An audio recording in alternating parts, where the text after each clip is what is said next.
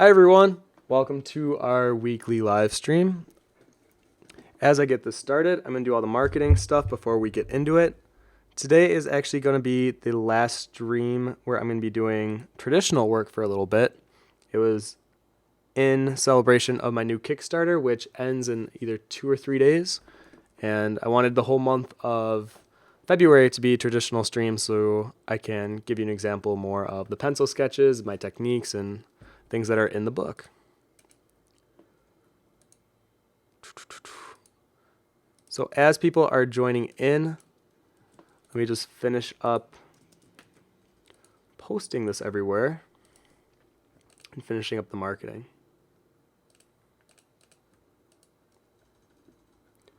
And I feel like I say this every week, but a lot has happened in the last time I spoke to you guys. We have our new roommate that moved in, and Sean's actually working across from me right now. And on Thursday night, we set up for Anime Milwaukee, which we were at. And I met a lot of people. And this was one of the first times I've done pretty much all traditional. It was all original art and mostly traditional. And I'm still learning that people enjoy just traditional pencil prints. So it's been really cool just seeing that. And in just a second, I'll mention I met some people in particular that even handed me some things, which was really awesome.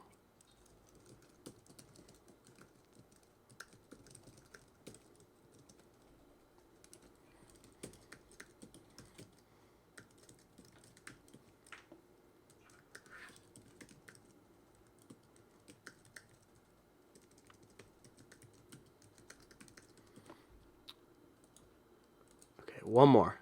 Let's gotta do the Twitter.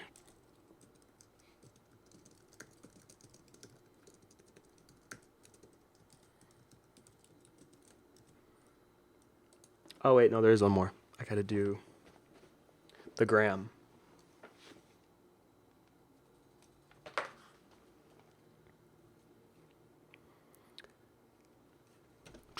Let me make sure my comment section is working.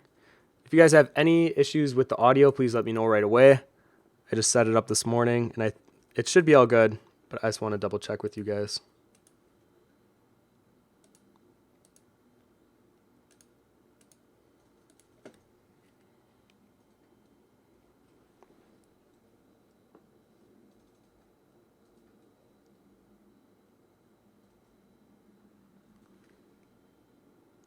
I really like the boomerang on Instagram. I feel like that's my new thing.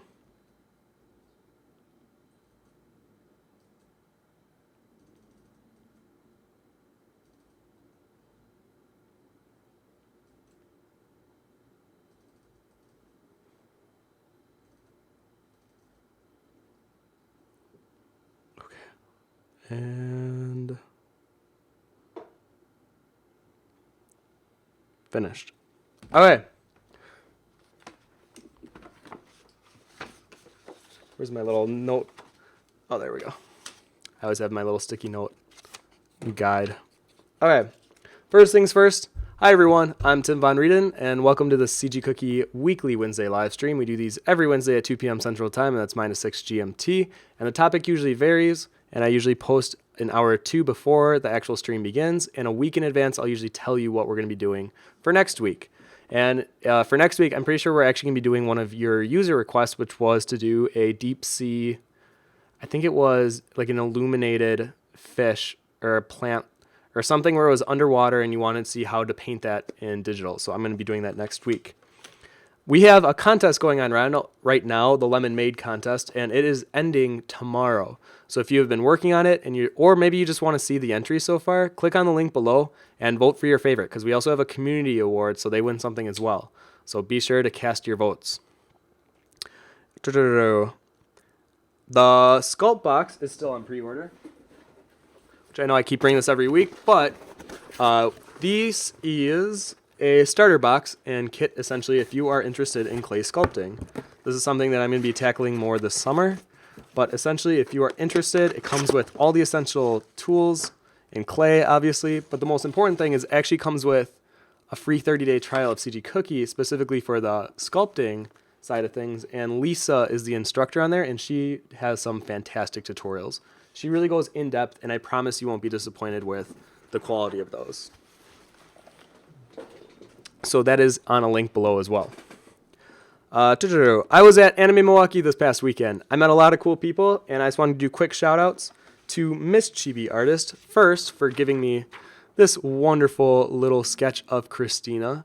And I was actually pretty amazed because the sketch of Christina was done last week, and then my finished illustration went out last Thursday, so you must have done the fan art like right as soon as I finished that live stream, or even maybe during. And receiving fan art, like I say, is the coolest thing I can ever receive as an artist. So I'm going to proudly put this on the golden fridge. Actually, I'm going to do that right now.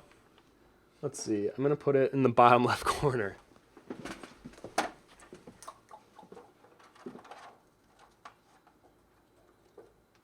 There we go.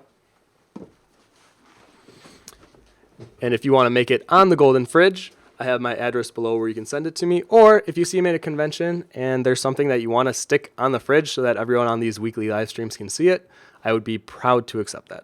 Okay. And the other one was to Kevin, who actually brought me a pack of coffee. Now, I personally don't actually drink coffee, but he knew that I have 6 roommates, and he thought, well, if Tim doesn't like it, I know at least one of the other 5 will probably like it. And this was awesome. I actually really like the smell of coffee. I just don't like drinking it. So I've been keeping it on my desk, and I like smelling it. So thank you, Kevin and Miss Chibi Artist. That was awesome. I can't tell you how much I really do appreciate that.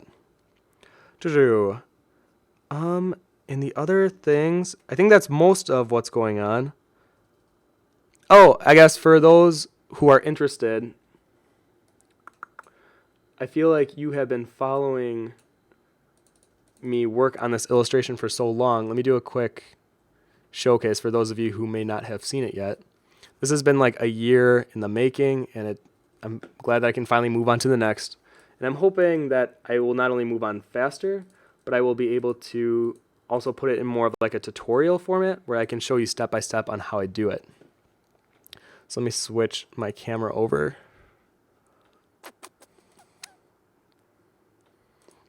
Alright, so this was the illustration. Christina's one of my characters from Swordplay, which is an illustrated novel I'm working on currently. And there were a few casual streams where I worked here on Twitch on this piece. I added like a bunch of the yellow petals. And I think I'm going to do that more often for my Swordplay stuff.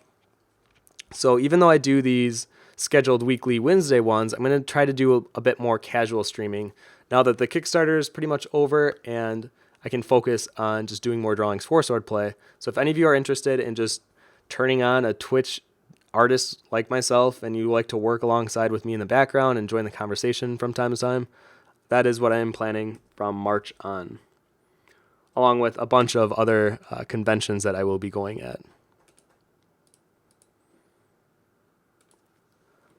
And that's it. That's all I got. I also wrote down that I saw Lego Batman last night, and I have to say, I'm usually pretty critical of movies. That movie was fantastic. It was an absolute joy to watch. My only critique would maybe it was too jam-packed, and sometimes your mind, I think, goes away. Like, it takes you out of it because there's just so much stimulation visually all the time. But in my opinion, that's a good thing because that just improves the rewatchability of it. So I'm going to give that pretty much a perfect score, I would say. I would have to see it again just to make sure on that, but if you guys are movie lovers or just like art people in general that enjoy these very visually intense movies, this one's definitely for you. Okay, I'm going to switch over to my sketch that I have so far. One of you guys asked if during this live stream I could have something kind of already done and then I can start doing the actual like detailing and refining process, because I was even told at the Anime Milwaukee this weekend that you guys can't really see what I'm doing for the first half hour of the stream. I don't really like that. So I did a quick sketch of this character before the stream started, and I'm going to get more into like the refinements right away. So that is our goal here. And if you guys have any questions at all or any suggestions that you want me to read, please put at CG Cookie Concept before the question you have in the comments. I will do my best to make sure I can look up and read the comments, but it makes it a lot easier on me if I can read them really quickly. And that would be golden fridges for everyone. And Tigil says, oh, yes. And if you guys are interested in my swordplay prints, Sean, is there any right behind you? Maybe not. Oh, sorry, Sean. So essentially, I just added my swordplay illustration prints to my Kickstarter. So if any of you are interested in owning these big colored illustration prints, thank you. They are on my Kickstarter for a limited time, so only the next 3 days. And I don't sell these prints on my Etsy store. I only sell them at conventions. So essentially, they're 13 by 17 matte finish prints. I'm not the biggest fan of glossy prints, so that's why I went with matte instead. And the 4 of them that I've done are available now on my Kickstarter link, which you can find below. So thank you, Tigil, for that reminder. That was a really good idea. Okay, I think that's all I got. Yes. Oh, I'll be in Indiana this upcoming weekend, and I'll be in Emerald City the weekend following. So if any of you are going to either of those, I will. And I think the one on Saturday is NWI. That's what the con's called. All right, let's get started. And for those of you who are new to the stream, I'm just going to quickly go through the pencils I'm going through. Oh, and yeah, these were I found these bunny rings at the convention, and I really like them. Bunnies are kind of my spirit animal, so I decided to buy both black and gold. So the tools I'm working with, this is a standard Bic mechanical pencil, nothing too special about it. I just like that it's yellow because all my pencils that I work with are yellow. And it is a 0.7 millimeter. And then I also work with a 0.2 when I get into more of the refinement and the smaller detailing areas, especially in like the facial region. I really like to get in there and clean it up. For my erasers, I am working with a Mono Zero circle eraser. I like this because with a normal eraser, it's sometimes so big you can't see what you're erasing. But when you lessen the surface area, you can really get a nice clean edge erase wherever you are working on. I'm trying to find my kneaded eraser. Oh no. How am I going to work without my kneaded eraser? Sean, I am sorry again for bothering you. I'll take a little bit. Thank you. That's fine. If you need more, just let me know. I will. This is... Hi, stream. And Sean says hello. Everyone say hi to Sean. Sean is the otter that you guys remember way back when. And actually, Sean's the reason we even have the golden fridge. It was the whole argument on putting stuff on the fridge. Anyways, this is a kneaded eraser. It's pretty much like gum that erases. And the reason I like it is you can shape it if you really want like more of a fine point and use that to work on your edges. I usually work with the circle eraser if I'm doing something like that, but I like it for quick areas, especially since I'm constantly rubbing my hand on the paper. I can just use this quickly to erase that extra. There's a lot of hi Seans. And they all spelt it right, actually. Oh, wonderful. Actually, one said S-A-E-N. Yeah, that's my name. S-E-A-N. S-A-E-N. Oh, S-A? Yeah. Oh. That's like saying. So someone said, bless you, Sean. Bless you. All right, so let's go ahead and get started. Let me see if there's any questions I missed quickly. Faithful says, what time will your both be open on Thursday at the con? I am not sure. Whenever the con opens, I'll be there. So I'm actually not sure on when that will be at Emerald City. But I'll let you know next week. J-Mill says, yeah, we all loved Lego Batman. Troy most of all. Haha, watching him laugh in the theater with all the other kids was fun. I am almost a little embarrassed. I felt like we watched it with a bunch of kids in the theater, and you hear them laugh at, and it's some of the potty humor stuff. But I felt like I was laughing more than they were. And when I laugh, it's like a really loud, annoying laugh. So it was all the time. I really like quick-paced humor, and it was just constant. So you could just hear me cracking up. Luabella says, hey, Tim, I've got a small project for a group of us to do. So if you check your phone at the end of the stream, I want to talk to you about it if you're interested. Yes, I have been actually so crazy with my time. I haven't even responded to some of my family members over the weekend. So I will definitely get back to you. And lastly, Nabila Fox says, How is your kneaded eraser so soft? I don't know. This is Sean's. I don't know what he does with his kneaded erasers. I know I actually play with mine too, so mine tend to be rather soft as well. All right, let's get into it. I'm gonna put my mic really low so you guys can hear me. All right. So as I'm going through, we already kind of have this preliminary sketch done. You know what? Let me see if the lighting looks better. Oh, that makes it a lot worse.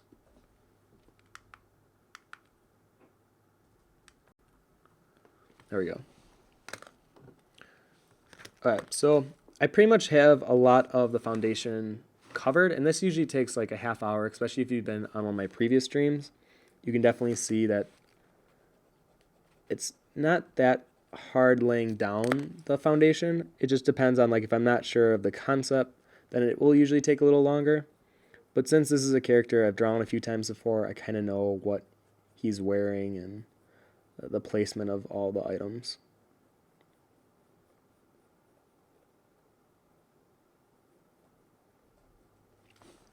So we're going to start with the head and then just work our way lower. I wish I would do this more often, where I would start at the top and work down, because I end up smudging when I go down up. Especially I work right left, which is not how you're supposed to work. You're supposed to work left right, with traditional mainly. And it's just to preserve the quality of the paper, because if you smudge it too much, a lot of the graphite will get kind of embedded in the actual paper fiber. And I don't like the look of it. I know sometimes it can look really cool, but for my drawings, I try to avoid that as much as possible.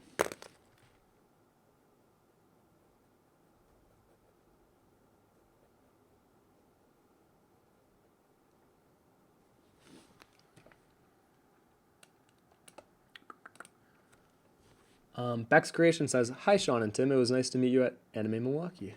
Well, hello. I'm glad that we were able to meet.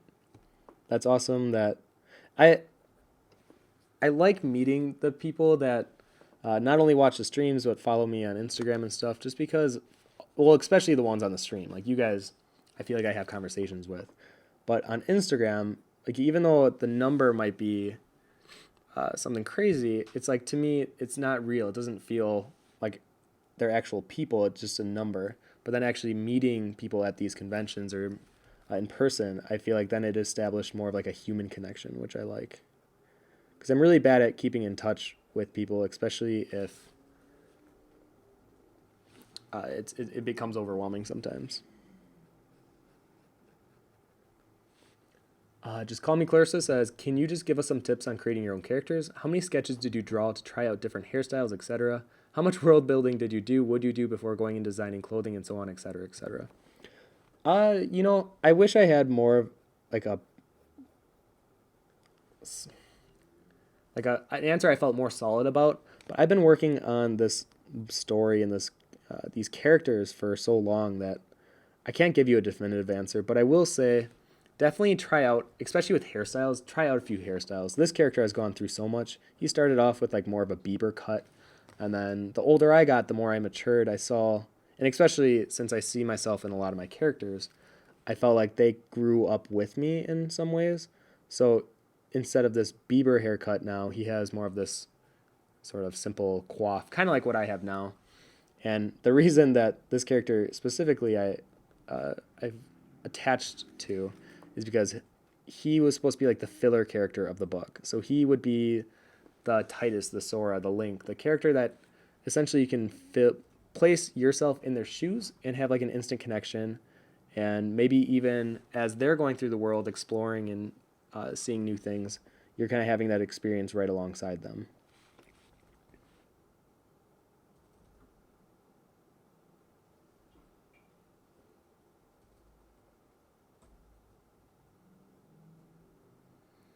But in terms of like what they're wearing and how to pick out what clothes they're wearing, I always think about, well, okay, think about actually living in a day in a life in their shoes. What do they do? What is their personality traits? Because that will definitely directly affect what they're wearing or why they're wearing it. So for this character, he was supposed to be originally he was supposed to be like a farmer. I was trying to play off the whole poor boy, and he was just working on a farm. And he kind of still has a little bit of that, but then it became more of like he works for a seafood restaurant, and he goes out to travel with this giant bison, and the bison's name is Bo, and he wears all these gear and stuff, not only to help with the restaurant, but also for the travels with this bison. And his personality is pretty plain too, and where he comes from isn't that extravagant of a place.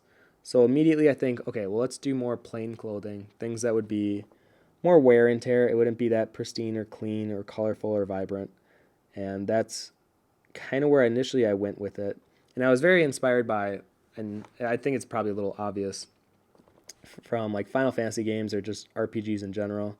So having a lot of these like crisscross belt sections and a lot of leather wear mixed with green. I feel like it's very traditional fantasy, and that's this character was the first one of my story, and I feel like he plays off a lot of that.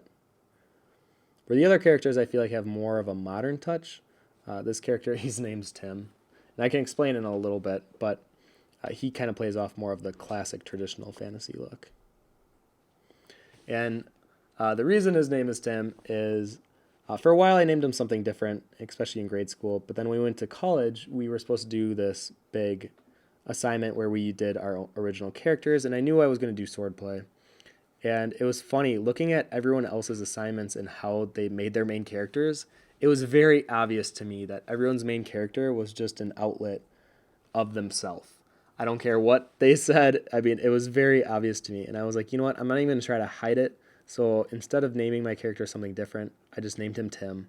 I felt like it was fitting because he was the most like me when I was in school. I feel like I've grown up a bit where I don't feel as much like him as much as some of the other characters.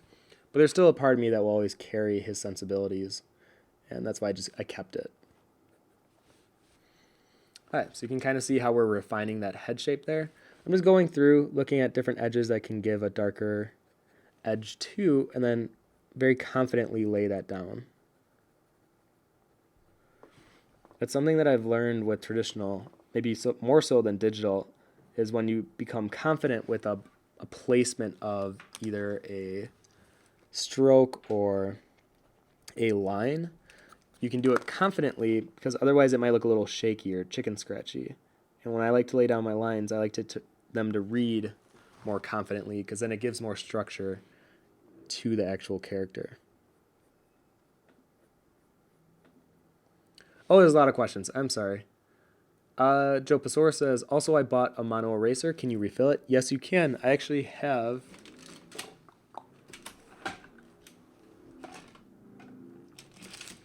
right here. So they come in these little packs, and essentially you take the old eraser out of this guy, and then you place the new one inside. Terminal Glow says, you mentioned earlier that you couldn't quite remember what the suggestion for the next stream. My suggestion was to do a bioluminescence, namely glowing hair, and someone agreed with me and suggested glowing underwater plants. That was it. Okay. So that is what I will be doing next week. So if any of you are interested in that, or maybe are doing that for a concept that you're working on, I would definitely check that out. I'm going to actually give Tim quite a few more freckles. He's more of an outdoor person. I think the sun would cast its charm and leave its mark.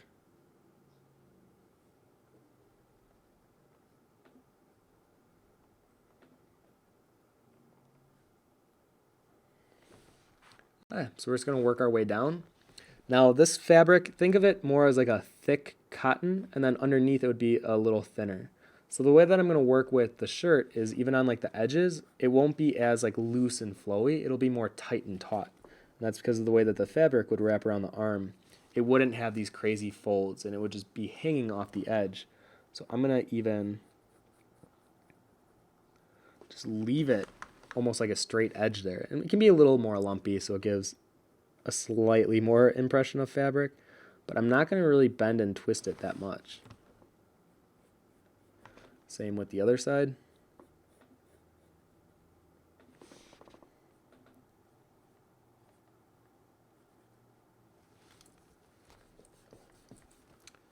CG Rifters says, any chance you could come to Jacksonville convention, such as First Coast Comic Con, June 23rd, 25th? Maybe, but I would bet if I had to that the opening for applications is already closed. Usually it's about 6 to 8 months in advance, sometimes even a year with some cons. And something tells me that that one will probably already be closed. But I can check into it. I am very open to traveling the country, going to these cons, especially now that I have my con crew, and we're not so secretly hoping to buy a RV in the next year or two so that we can all travel together and be like a little pack of traveling con artists, which I know how that sounds. You've only been saying that you've been drawing the plants next week. Will you end it off with giving an example on how to do the hair too? I feel like that would work differently from plants. Yeah, no, I could do both. I think bioluminescent hair would be a bit different. So I would probably have to do some tests beforehand just because I've never drawn that before. I feel like I could, but I want to make sure. I would probably do a few test runs on my own. But yeah, I will definitely do that for you. Lord K. Gunn says, do you have any recommendations for working on form? My lines always feel a little flat. Yeah, when working on form, think about what material or what it is that you're working on. So when I'm working on skin and like anatomy, I definitely try to keep it more fluid, less rigid, and have a little bit of a softness to the way I work my edge in. Even with these arms, you don't want to just have these very blocky looking body shapes. I try to keep it more fluid. And I used to do it where it did look a little bit more blocky and stiff. And some would argue that, my stuff is still pretty stiff looking, and I can agree. But I do my best to remember that the way that the skin folds and kind of bends and moves on itself, it's very fluid. It's not this super structured box looking material. Like even with your hands and your wrists, the way that you can contort it and put it in different positions, it just reinforces the idea that you should keep it more fluid looking if possible. And don't be afraid of adding curves. Like we might just assume that legs are more straight, but if you really look and study anatomy, there are so many curves on legs themselves, and you should really implement them into your character work, especially if you feel it's looking flat on your end.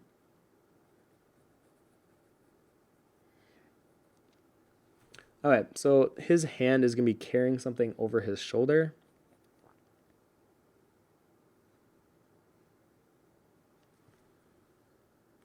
Actually, I'm going to start the hand a little further back.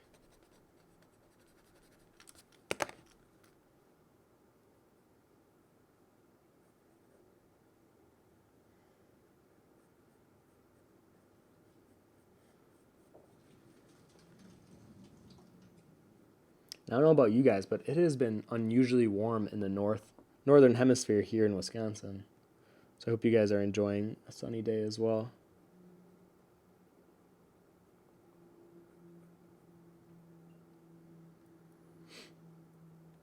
Miss Chibi Artist, hello Maria, how are you doing?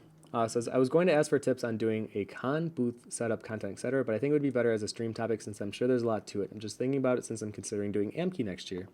Yeah, you know what? I will make sure to dedicate a stream in March to doing conventions, how to do it, what I would recommend not to do, supplies that I believe are necessary, and things that I believe you can cut out, or just things that I've learned in general of what works and doesn't work.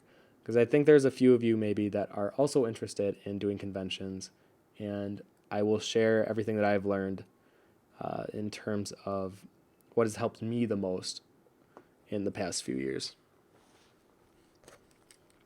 Because there are times when I feel like I understand conventions, and then a new one will happen, and I'm like, nope, I have no idea how conventions work, what people are interested in, what the market appeal is, and it's an ever-growing and learning experience doing conventions, and I find it so much fun, and I think that's why I continue doing them and why I like going to them. But you know what? This hand feels really small to me now.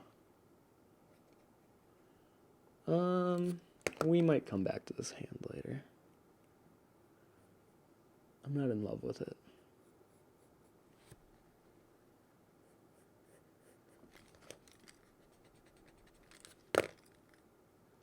Or maybe we'll just fix it right now.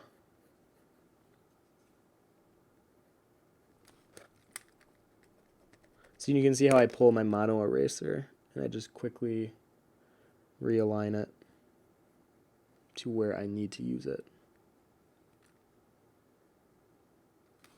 Oh, it's this knuckle that I think is bothering me.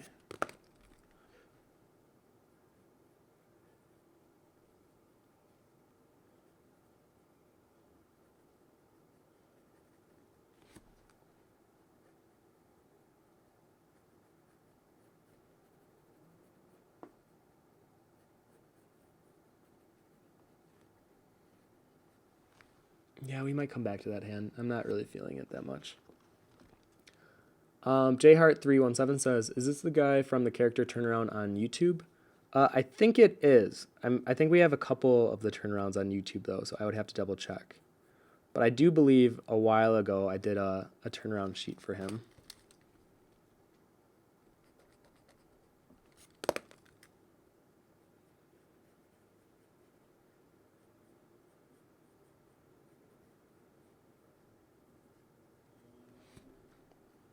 Yeah, something about this hand is just not working.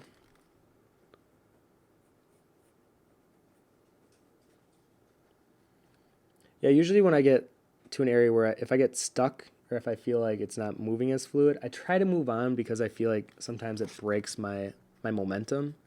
And when drawing, I feel like momentum is so important. And I try not to have it broken if possible. But this hand is getting the best of me right now.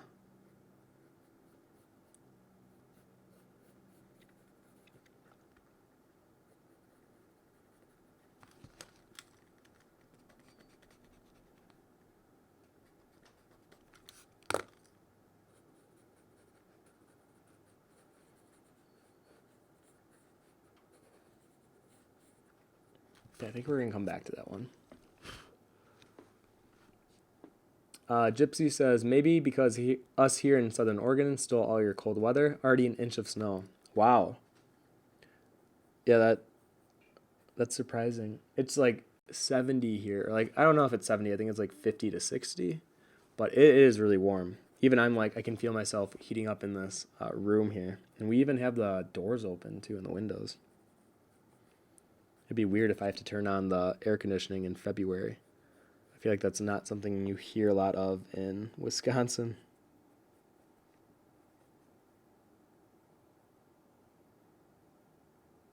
Anytime you can add like little embellishing details like this, especially on leather stuff, always do it.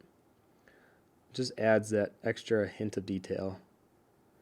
And people will always appreciate these little details. I promise you, that's something I have learned throughout my time as an artist. Always add in those little details. Actually, why don't I show you? I'll zoom in here. So he's just got like a standard leather strap that he's hanging around his, or he's flipping on his back to carry with him.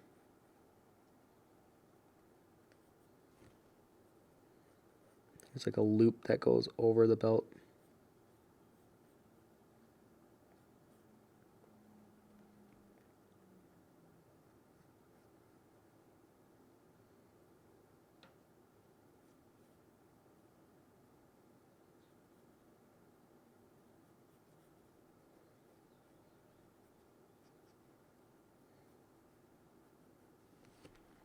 So you can see how we're just adding in those extra lines on either side. I'll probably clean it up even further with my smaller yellow 0.2 mechanical pencil.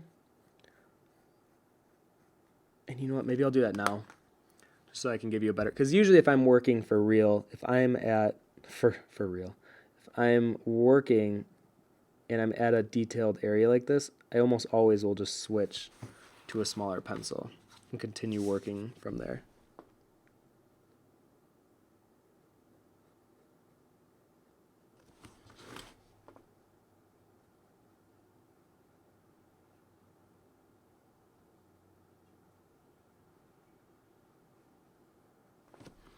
Especially with like those lines going up the fabric.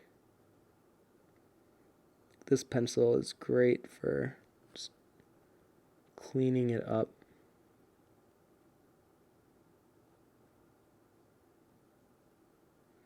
And then usually with leather, I'll add in like these little quick pencil strokes just to give the impression more of this rougher texture. Because leather, although it can be considered smooth, it does have a bit of a roughness to it. And with pencil sketches, you really want to have that come across. Otherwise, it just might look like fabric, which I definitely don't want. I definitely want to be able to distinguish between the materials I am working with. Like that.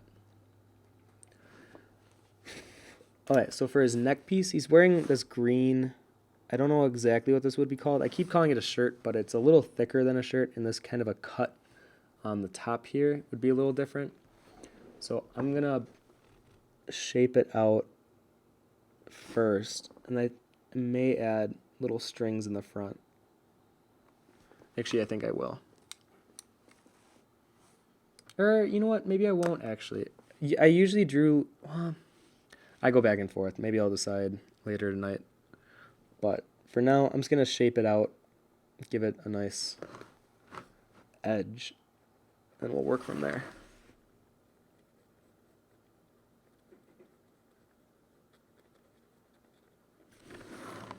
So on this, I'm going to go down,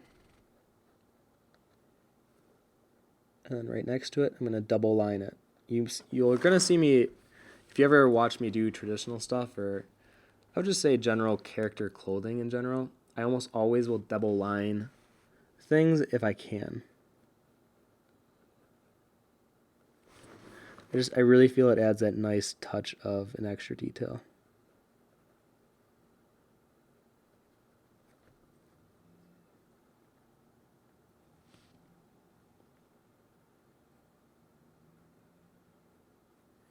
I'm not going to push too dark in the center area just because I'm still not sure if I want little drawstrings or not. I might actually go back on that decision. If it ever gets kind of dirty, well, actually I kind of like that though. But if I was trying to keep it more clean, I would erase the whole thing and I would just add in those lines. I never want to just feel satisfied with the work that I do. I always want to feel more proud of it. And if there's an area where I know I skimped out or I was being lazy on, I would just it would always bother me every time I look at it.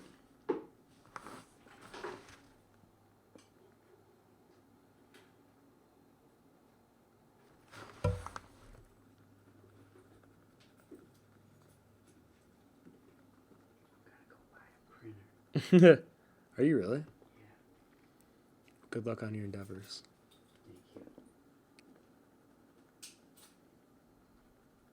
Thank you. I'm gonna need one eventually, so it's just like It makes sense. I'll knock it out now while I have the money. Otherwise, you'd always just be asking us for it anyways. Yes. Hi, Sean's leaving everyone.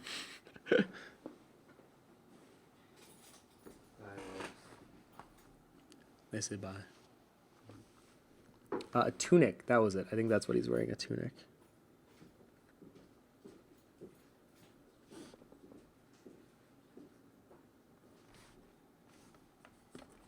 And then I keep looking up because I have reference of... I've drawn this character before, and I try to keep it consistent. Usually when I'm drawing any of my swordplay characters, really, I try to make sure it feels consistent with what I've done previously.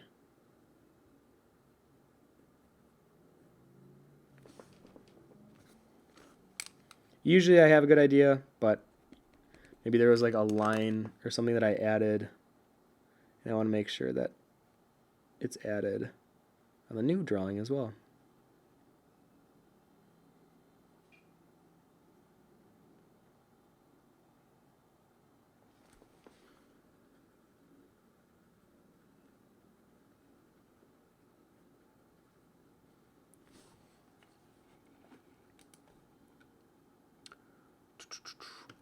Oh boy. Okay.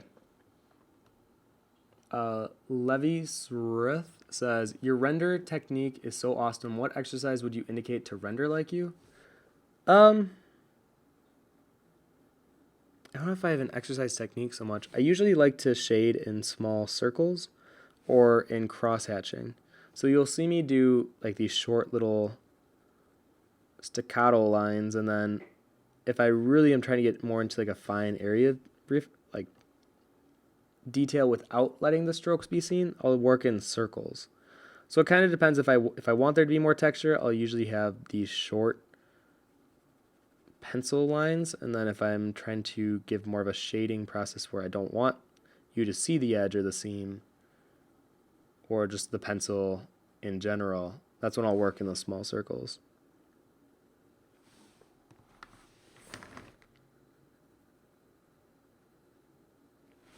And I usually recommend just trying out a bunch of different rendering techniques, because what might work for me may not work for you, essentially. And I think it's good to kind of find yourself as an artist on what you feel comfortable and what you like doing.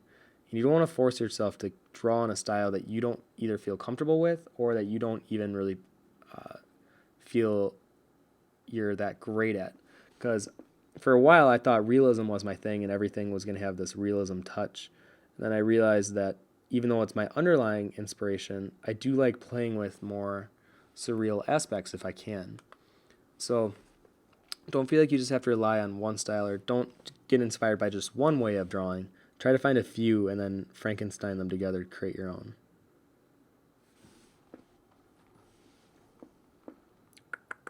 Good. Okay, so now I'm going to work on this side.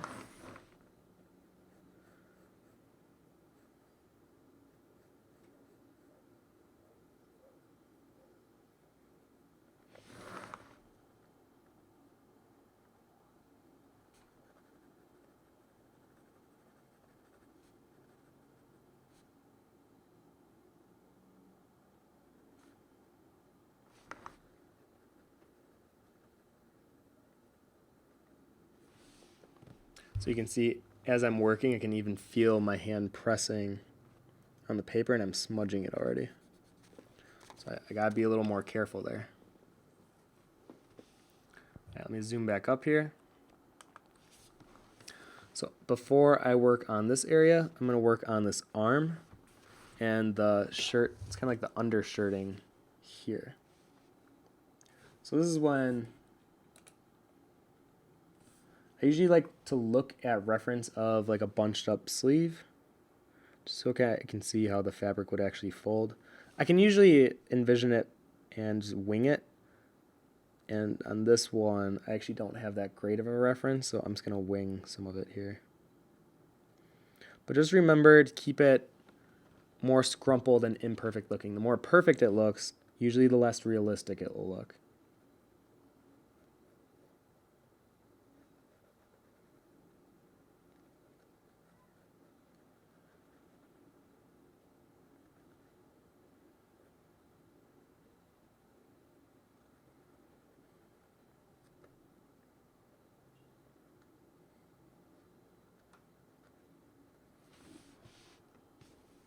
Actually, I feel like I made his arm a little thicker than what it should be. Okay, Happy Giraffe says, is he carrying a wrestling belt over his shoulder? He must be an OP monk build. Any insight into his role into the story? Kind of like what I was saying earlier, he's more of the fill-in character, the character that you can just put on their shoes and feel comfortable knowing that they haven't experienced a lot, and what you're learning as the reader is essentially what he's learning. It's like learning through his eyes because he hasn't traveled very much either. He is very much a homebody, or someone that longs to have adventure but has never actually gone on it. That's why I say it's kind of like the typical main character complex of these fantasy stories, where they start off with like humble beginnings and they go off on these grand adventures. And you see it all the time. Like, I think any example like Lord of the Rings would be a good one, and anywhere they start off in more like a town or village, and then they have to set off into the new world. So it's kind of Tim's role is to be that placeholder essentially, but what he does is he drives that ox that I was talking about earlier, and they need him to essentially disguise and hide. Well, I don't want to give too much of the story away because I do want there to be some surprises, but essentially they need the ox cart to hide in while they travel, and since it looks very normal for the worker that normally works with the ox traveling down these roads, to have Tim along for the ride to help with that specific reason. And the other reason I don't want to say too much too is because I'm not 100% sure either. Like if I felt very confident in the way that his inclusion is incorporated, then I would be like, yeah, this is why, blah, blah, blah. But I just want to give it a few more reads to make sure it feels natural. Because you don't want to just throw in a character just to throw it in. And I think for a while I was thinking the more characters the better. But now I'm starting to think more of like, okay, what is their actual purpose in the story? If there isn't that great of one, it maybe would be better if this was more of a side character rather than a lead character. All right, let me knock out some of these questions here. Random Turtle Shell says, have you ever considered recording your drawing process and uploading it to YouTube or something? I do. Every live stream that I do, I try to upload to YouTube unless if there's like a weird error on Twitch's part. But I do try to upload everything, and there are quite a bit of the drawing tutorials on there just from the streams alone. And then on cgcookie.com, I did a whole traditional series. It was kind of like just a starter kit, though. I do plan on doing more traditional ones to add on to that. But that was like a good introduction on like the materials that I use, typically how I shade, and working that way.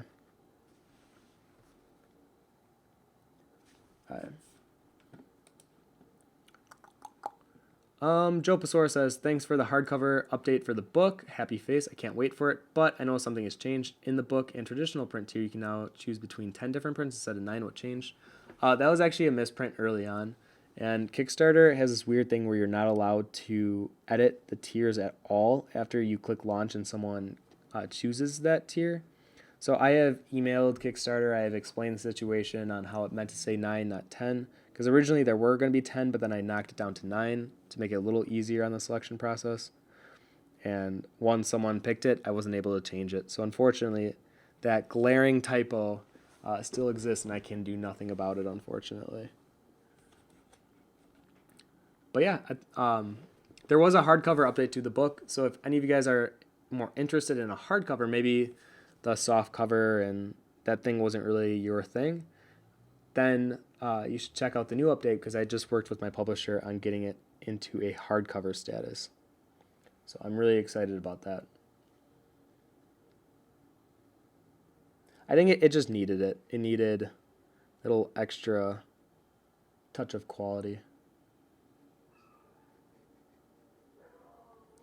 Alright, so now he's holding a shovel, and this is a good example of taking reference of yourself just to get a more accurate depiction, because sometimes we think we know what it would look like for something like holding a shovel, something so basic, but then when you start to draw it or you start to concept it, it may look good aesthetically, but then when you actually pick up an actual shovel and you try to take a reference photo with it, you realize how much different it is holding it than just perceiving it and drawing it. So I always recommend actually working, if possible, with reference photos, especially one specific like holding a shovel. Go find a shovel and go take a picture of yourself. There's no shame in it. I actually recommend taking reference photos of yourself for anything and everything if you can.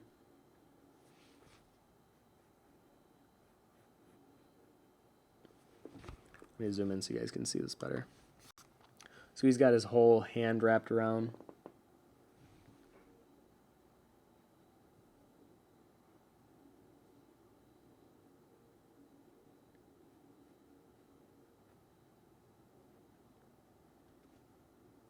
And this thumb, this would be more in shadow.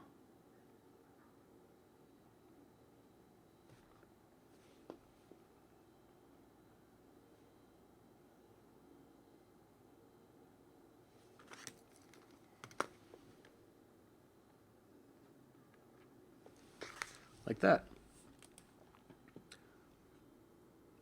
Happy Giraffe says, I've had a recent issue with painting where I will paint a main subject in great detail and then run out of ideas to fill in the background. Talking everything from non-vocal point clothes to the background. Any ideas on how to spur some creativity? Yeah, just really think about the character that you're working with and maybe add some fun accessories or things that you normally wouldn't based on that character's personality. Like, Nate is one of my characters where I can just kind of go crazy with the fashion style because he's supposed to be that kind of young, wild type of character, so I can play with the fashion of him or what he's wearing, or throw in these crazy accessories because it would match the type of character that he is. And I think if you really think about whatever character you're drawing, and if a lot of ideas aren't coming up, then that's maybe a problem with maybe the character isn't as interesting. And I think I would work on trying to maybe make the character more interesting first before anything, because otherwise you might have a problem on your hand where the character might be too bland. And in that case, and trust me, I run into that all the time where I'm like, this character needs something more. And then you think about it for a while. You're like, well, what if they're into this? Or what if they if they're allergic to something, or maybe they've had something in their past that they always carry with them. And the more that you really think about the characters that you're building, I think the easier it is to add on cooler accessories or think about what to add on. But for the background, I think the background should also play kind of the same thing, where it should play into the character themselves. Where do they normally walk by? What's their favorite location that they can be seen at? Where's somewhere that really affected them and to this day is a place of importance for them? And I would kind of work that to your advantage. And in the case of adding an environment, place them in that environment and then make it extra interesting because of that, because it's their solace. It's their place of solitude, or somewhere that holds a special memory. So anytime you can just think a little bit more about what, especially with the character design, you really want there to be a lot of personality in just a single look of looking at a character, or kind of get a feel for who they are, or what it is they do, or how they fit into the story. Let me try to catch up here. CG Rifter Z says, did Sean leave the teddy bear in his place? No, but I should before he gets back. Maybe I'll do that. CG Rifter says, yes, so if you want to ask me a question, please put at CG Cookie Concept before it. Thank you, Kendall J, for following. Just call me Clarissa says, can you say bubbles but in a really angry voice, please? Bubbles. I hope that was satisfactory. Tan Lightning says, hi Tim, today is my birthday, and what way better to spend an afternoon with you guys. Happy birthday! Actually, it's someone else's birthday too. There's a double birthday on the stream. So officially, happy birthday. I wish I had like confetti or something I could throw in the air. I do not. I have nothing fun around me. But yes, happy birthday. I'm actually really glad that you guys decided to spend it with the community and I today. You know, oh, I do have something I can give you. I know it's something really small and not really of any importance, but have some golden fridges. Happy birthday. Kiko Ska says, I have this issue when I get comfortable with the drawing technique or process. Then I see a tutorial progress video and it messes up my whole routine. I feel like my drawing doesn't have a consistent style because of this. Yeah, I feel that all the time. I can't even explain to you how many times I feel like I've gone through that, where I feel pretty good about a specific style, and then bam, I see something online where I really like the way that they rendered something, and immediately I feel like my style is outdated, I need to change it. And as I'm constantly going through this weird evolution of changing my own style, I lose some of what I felt comfortable with, and then it becomes hard to regain that, or then you almost feel lost in this weird style abyss. And last night I did a painting of Nate, and I was like, you know what? I don't care about having this look a specific style. I don't care about this fitting in with my previous paintings. I just need to do something for myself, and that's what I did. And I actually recorded it because I wanted to do a tutorial on not letting these preconceived notions of what your end result should look like affect the way that you paint. I really, really believe it's important to draw from intuition. And if you're not doing that, then I think these weird techniques and the structured routine gets the best of us, especially as artists. I feel like we feel the need to always make something feel consistent or similar with our own work. And I think there's artists out there like Danny Diaz. I think he really impresses me with, especially a few months uh, before Drawloween and then into Drawloween.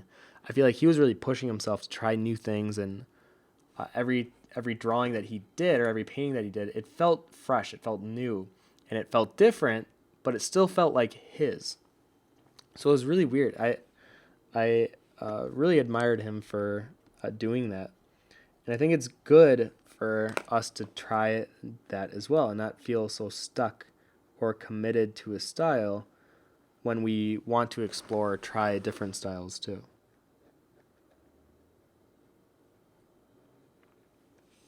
All right, let's do some belt working here.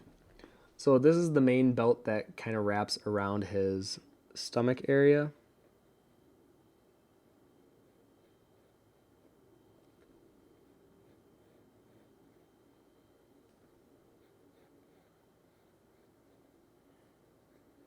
It's going to lay pretty flat on the perspective angle that we're looking at it, but I still want to make it look like it's wrapping around his body. And there's this belt buckle here. Maybe it has some chips in it. And then, as always, oh, you know what, though? I gave a little design on his belt, and I want to capture that again.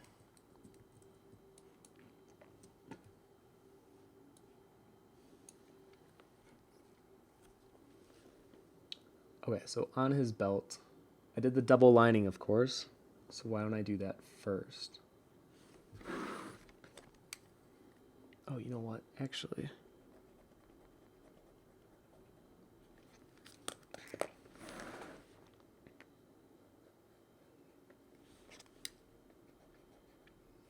belt's actually a little more chunky than I thought.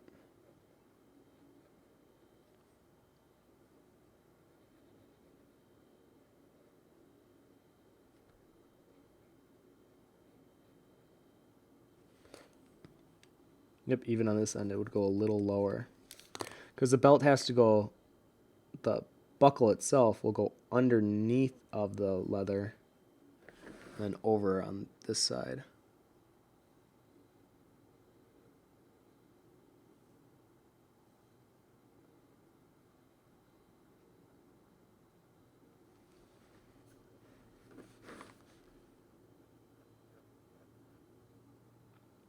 There's this little latch here. Or it's more like a straight band buckle. And in my original drawing, I had kind of a small, the area where the metal goes through the hole. I'm going to make it a bit bigger.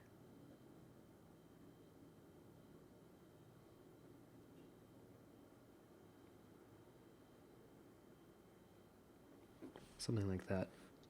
So now we're going to carry this all the way over. So I'm going to draw another hole here.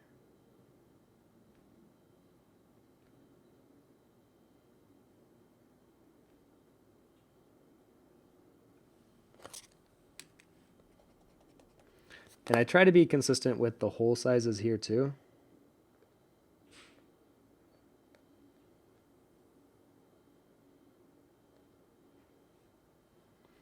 Otherwise, I think it would look a bit strange.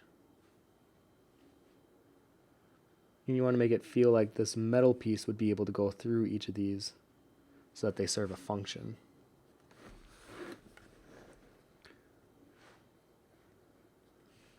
All right, so now we're going to double band it here. Oh, you know what? I have to make... Oh, no, we're good. Yeah, we're going to double band it all the way down.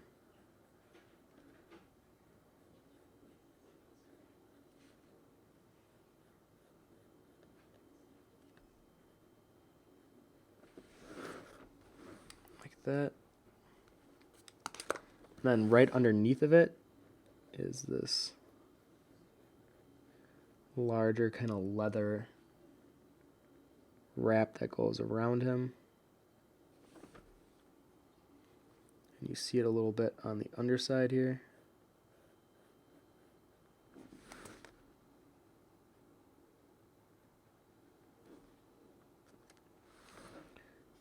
and we're going to double band that one as well. So this is where it all comes down to adding these little dumb details that may seem just time consuming, but they really will add up on the final look of the character. So don't feel like it's a waste of time. I know sometimes that it can feel like it, especially if you're doing it constantly. But I promise you, those little details are the things that the person looking at it will appreciate that you added in.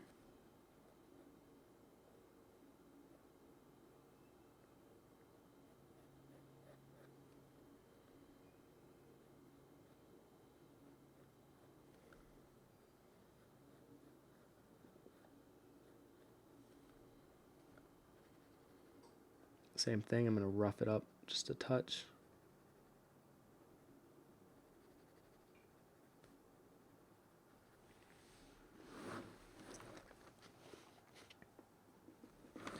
And then the circle thing that he wears on his stomach, it's more of just a guard press, and it's being held tight to him from these belts.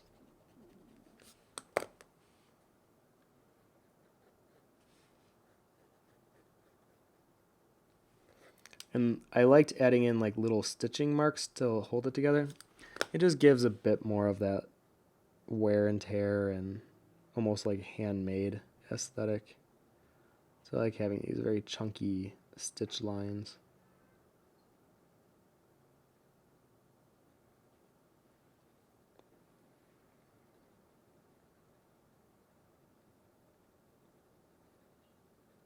And I'll probably do some heavier shading around this area too, but I'll do that probably after the stream. I want to get a good foundation all the way throughout the character.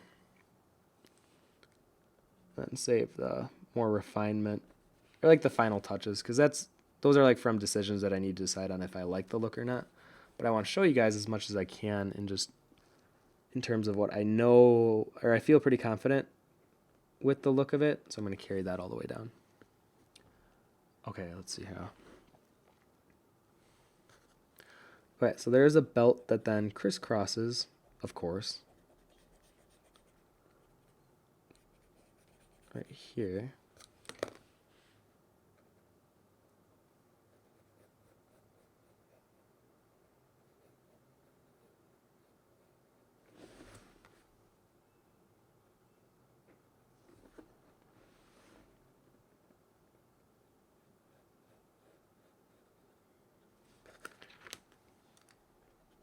And on this belt, we have this diamond pattern. So I'll show you how to do a pattern traditionally on leather. It's carrying like a little satchel or a little pocket of some kind. So the way that this works is I'm not going to do just like straight lines. I'm going to try to bubble them up just a bit. And you'll see more in the way I do the other lines here, why that looks a bit more bubbled out rather than just looking so flat.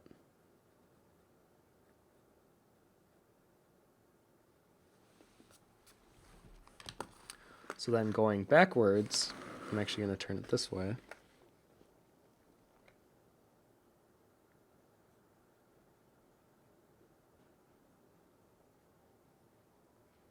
You can see how I just give a little bit more attention to each line, and I bevel it out, or I bubble it out, I should say, just to give more of the impression that it's not this printed on line. It actually feels embossed in, or leather that's been pressed, and it has some of that creasing going on.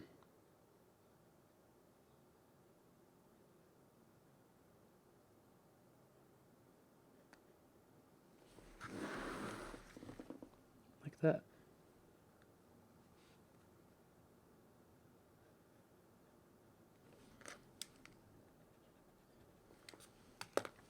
So on a drawing that has so much kind of intimate detail in the center, I know I'm going to have to do a lot of cleanup and erasing. but that's something that I know going into it. So I can kind of plan ahead.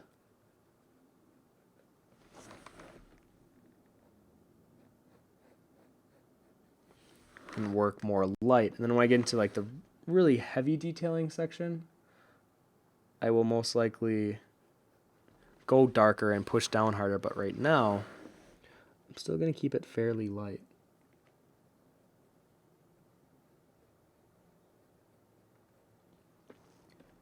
And the crisscross pattern was a little easier than this. I'm going to do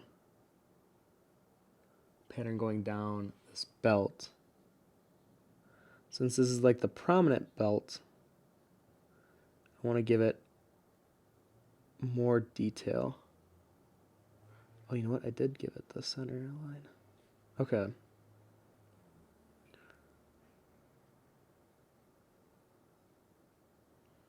So here I'm just being very delicate with the way that I'm rounding around these circles. Just careful that I'm not touching, I'm not crossing the lines too much. And the next one be a bit heavier.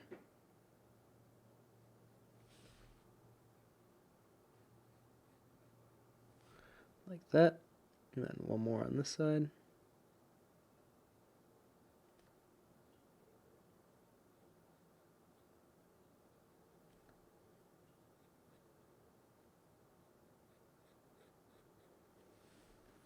Like that. So you can see how it just adds in that little extra level of detail.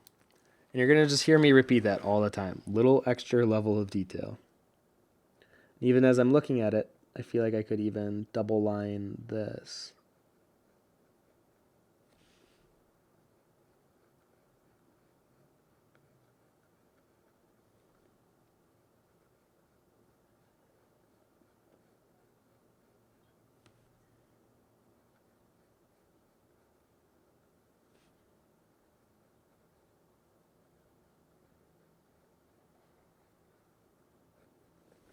Like that. So some far away, you can kind of see the direction we're going in with him. I try to have the rest of his character, like the very top hat, be more simple. But then as we get into the center area, it's way more complicated and has quite a bit more detail than the upper half, as kind of lending itself to that contrast. And your eye will most likely want to stay focused kind of up here, and then when it leads down, it'll do like a nice look through all the detail, go down, and then kind of come back up. So what I'm doing with this character is creating more of a path of travel for the eye to go in, and then hopefully it doesn't become too much or too confusing, because that can happen very quickly with such a level of detail like this. I know there's probably a lot of questions, so let me catch up here. Nihilium says, have you ever taken the Myers-Briggs personality test before? I'm not asking for any particular reason. I just find it interesting. If so, have you ever taken the test for any of your swordplay characters? Oh, that's a great idea. I did take the test. Sean made me do it last week, I believe. Or was it 2 weeks ago? Maybe it was 2 weeks ago. And I forgot which one I am. Oh, you know what? If he comes back before the stream ends, I'll let you know. Or if anything, I'll let you guys know next week if you're actually interested. But yeah, I think that's a great idea, especially for doing it for your characters. I feel like that's a good way to understand your characters even further. Owen Brunette says, so Tim's a smuggler? Basically. Jopasaurus says, XD face? Yeah, I'm pretty sure that's the same as 16 personalities.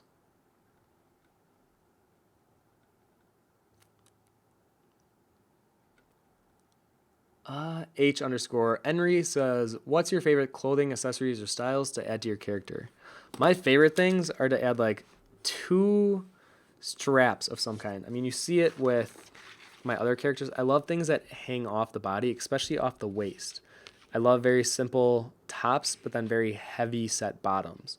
And I think that's with all my characters. I mean, Chase isn't even wearing a shirt, and you can see how heavy and intricate the bottom is compared to the top half. So Tim kind of falls under that same thing a little bit, but his is kind of heavier throughout, and I think the other characters have much more of a lower half emphasis. But you'll see that even this character, I mean, he'll get pretty complicated as well.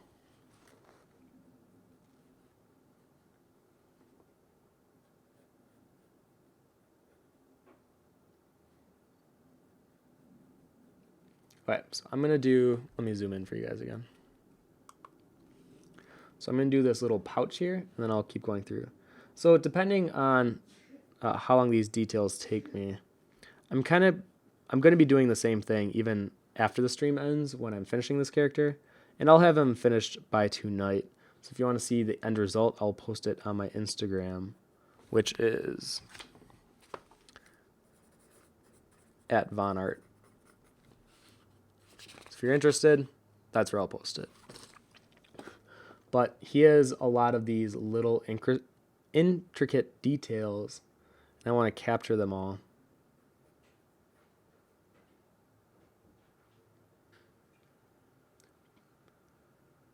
I know that this one will take me a little longer than some of my other characters do.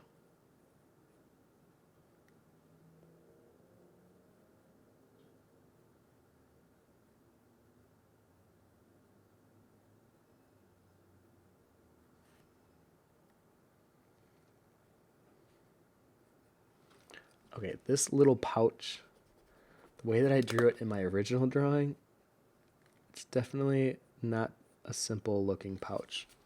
So I'm going to zoom in as I do this part.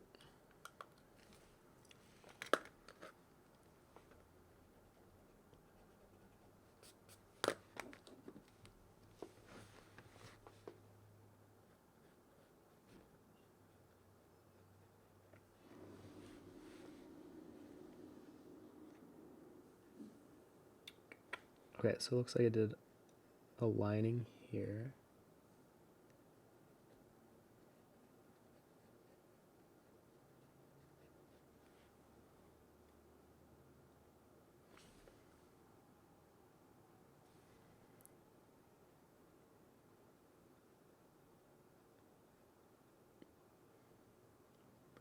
Looks like almost like a flower shape.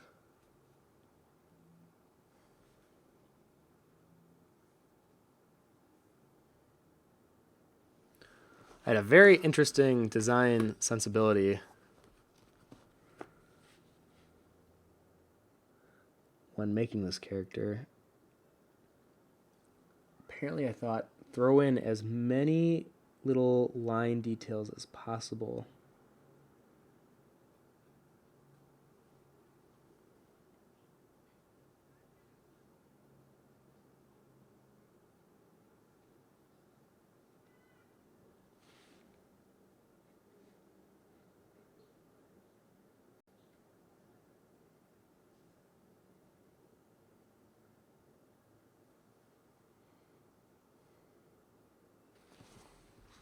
So it has this look to it, but then I did a triple lining here, but it goes underneath.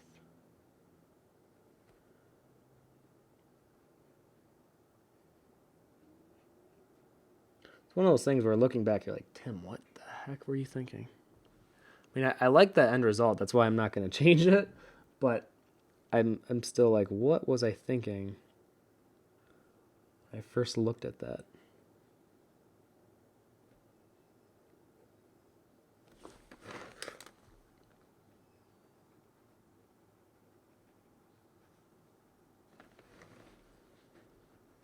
And underneath,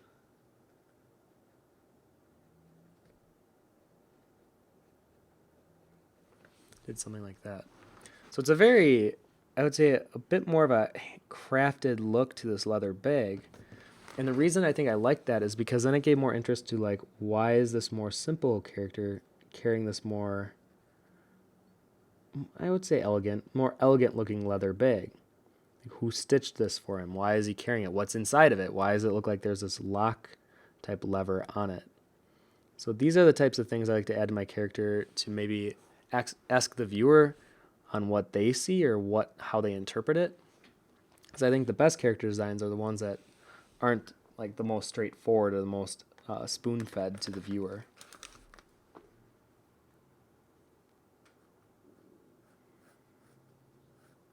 Okay, we have more belts coming back, of course. Wouldn't be a fantasy character with at least 5 belts, I would say. I feel like that's the standard that, every concept artist knows and is taught in school.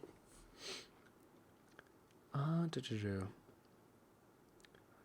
there's a lot of birthdays coming up. Well, happy birthday, Terminal Glow. You also get fridges.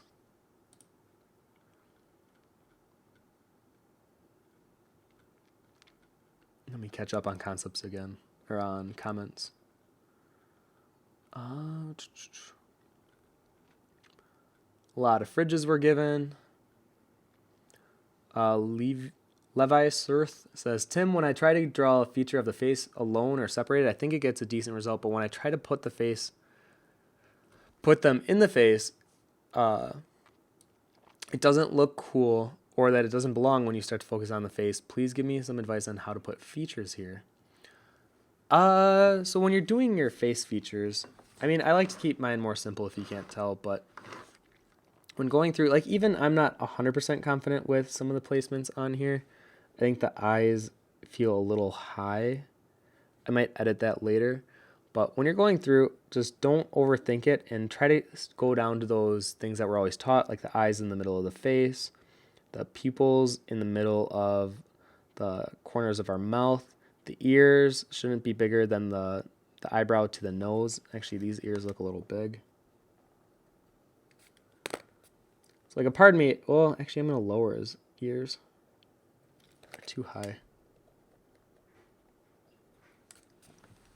So just take your time with it. I know that that's where a lot of the focus will go on. So in my opinion, spend the extra time necessary on the face and then doing these fun little details.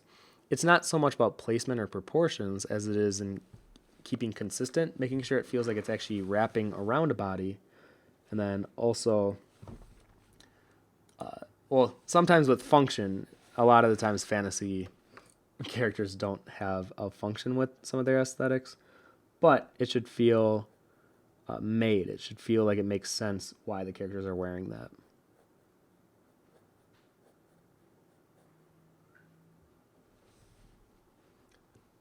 Okay, this belt, I actually did something pretty interesting. I did this weird little pattern on it that I'm going to replicate again. So kind of like this pouch, we're going to do a bit of detailing here again. You can see that it really doesn't take that much time. You have to put in the effort to do it, because sometimes doing meticulous detailing like this isn't that fun. Like, trust me, I get it. But you got to push past it, otherwise your character designs might always look a bit flat.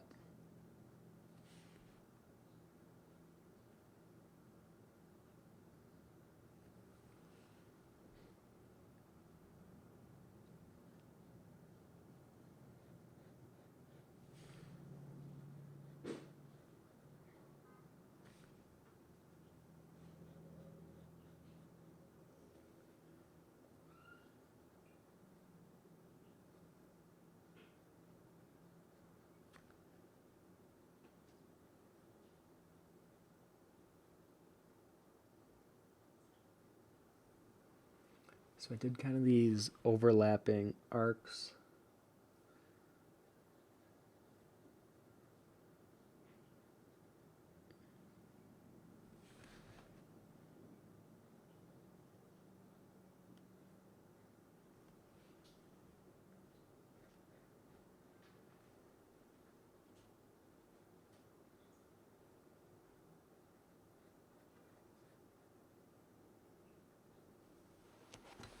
Like that.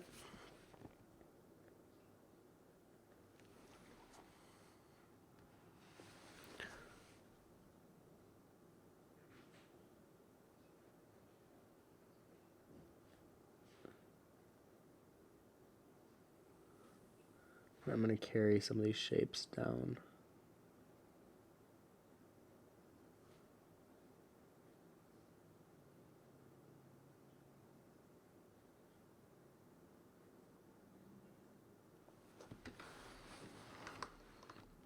That, so you can see what that looks like.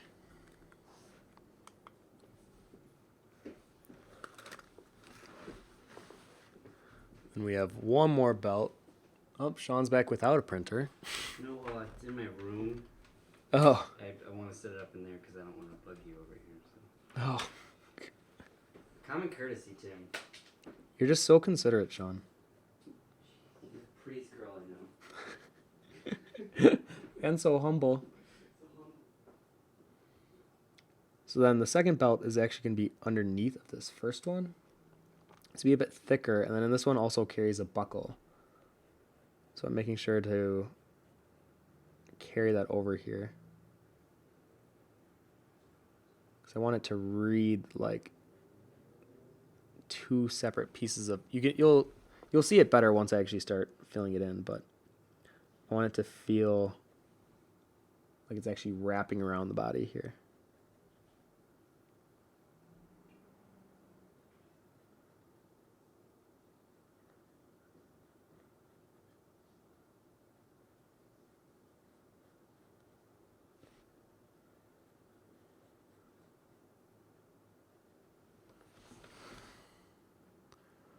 Like that. Oh, you know what? No, I went too low.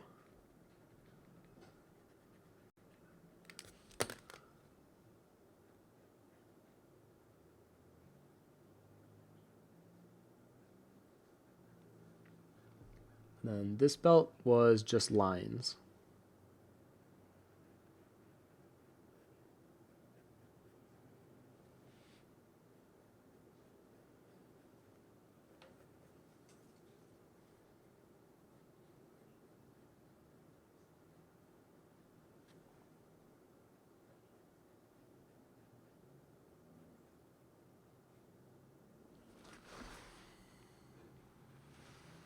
Like that. Now, I think I'm having a problem with the way that I'm drawing these belts.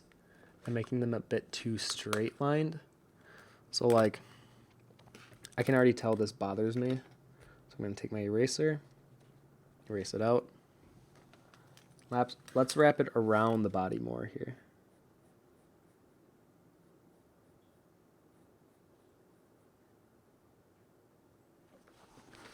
Like that.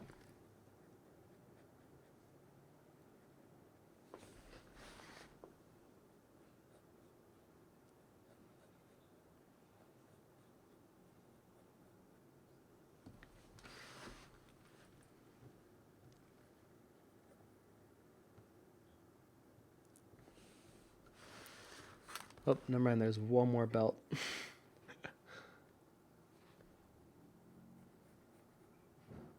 one comes underneath here.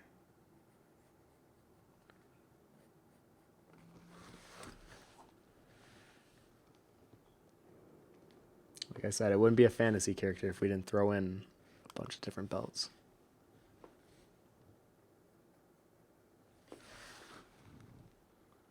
Especially since, I mean, my most influential game, I would say, was Final Fantasy X. And while most people can't stand Lulu's design, I actually love it. I think it's like one of the best designs I've ever seen. It's so uniquely original.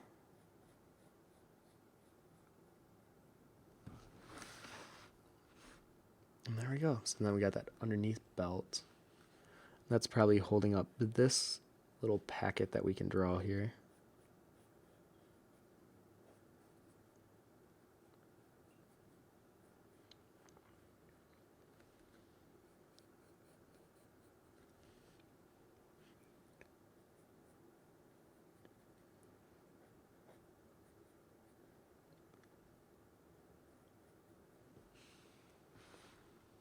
I don't really like how that looks.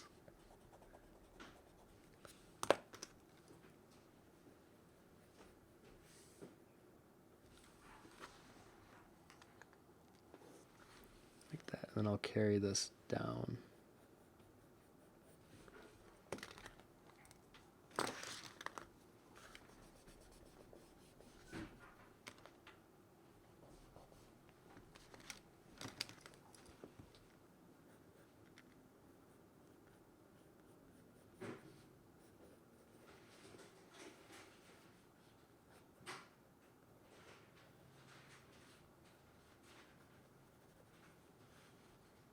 that.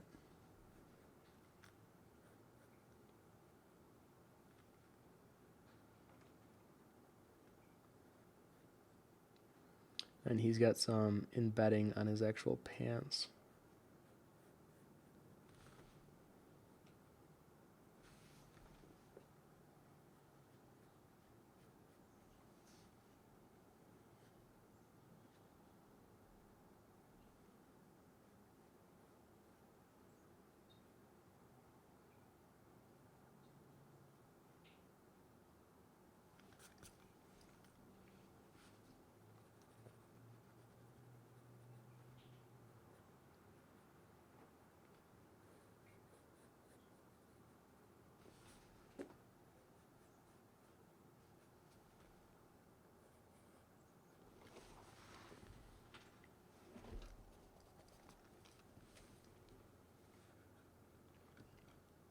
Okay, let's see here. Eve says, "Hi Tim. Say, have you ever gotten over an area with the pencil so often and hard that you couldn't erase and fix things anymore?" Yeah, I would say that happened to me more often before, but I think now I've kind of learned to work a bit lighter throughout the entire process and only push down when I'm like 100% sure that I want something to go in that area. So when working, just work lighter and only press down hard when you feel confident that that's how it's going to be.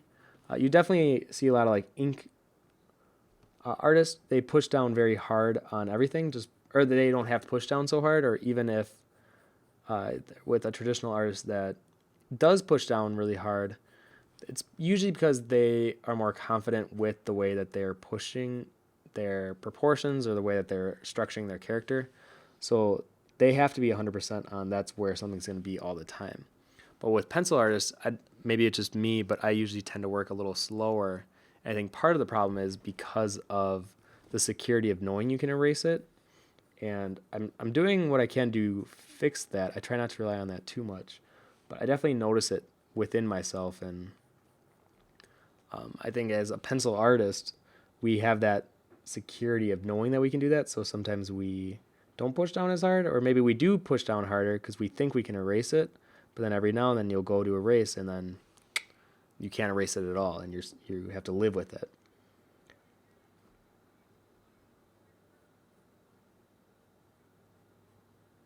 So yeah, and then when that does happen, it's frustrating and you can't really do much about it. So I'm not gonna whine or anything, but I internally get frustrated and I tell myself never to do that again.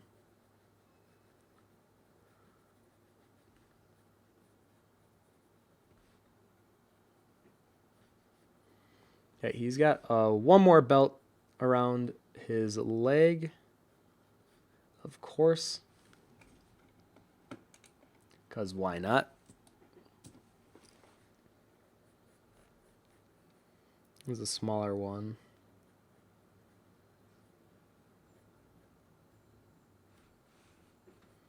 Has just a bunch of like little dangles on it.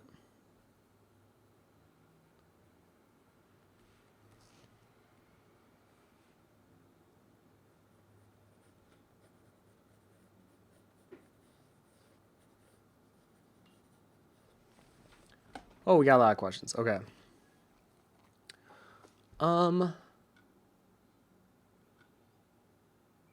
Gypsy Hummingbird says, "We must know it's very important. I'm INFJ.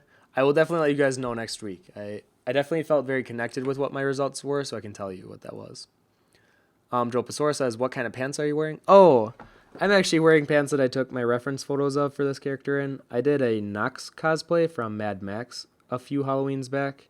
Actually, it was not last year, the year before, so I know it's probably hard to see on the stream, but I use these pants for reference if I can, because it just has a bunch of danglies and they're thicker and heavier.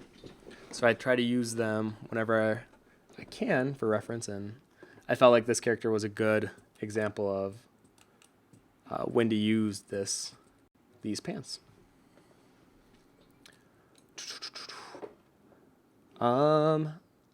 Faithful Imagination says, "Why do you think your characters can be stiff? Do you think it could be the rendering or the detail?" I think I've always preferred less dynamic poses with everything I do. I think it comes from being interested in more of like a fashion dynamic and growing up with that aesthetic being one of my main influences. And with those, it's very posy, it's very stiff looking, and I think that's where it came from. But now I'm getting older, I'm trying to loosen them up a bit, have them maybe walking or not just standing in place doing nothing. So it's one of those things where I'm doing my best to break it. It's just I can find myself kind of going into certain trends or things that I don't want to be doing. So I do my best to try to break them. I think my worst one is having them feel stiff. So doing what I can to hopefully kind of combat that.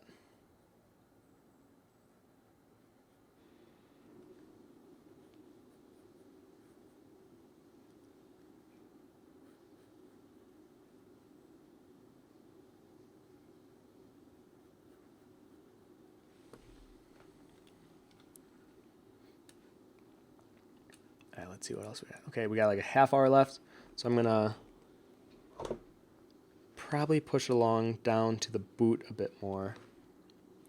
See, even with, I think I made them a bit too thick actually.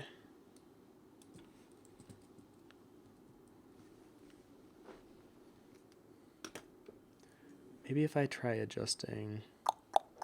See, and I never want to just settle with what I have.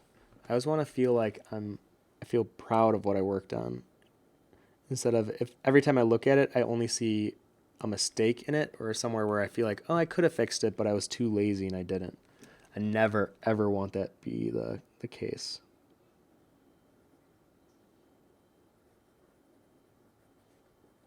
So I always try to fix it right away if I can. In this case, I think this is too wide and this arm is very, very stiff. I'm going to try to loosen it up.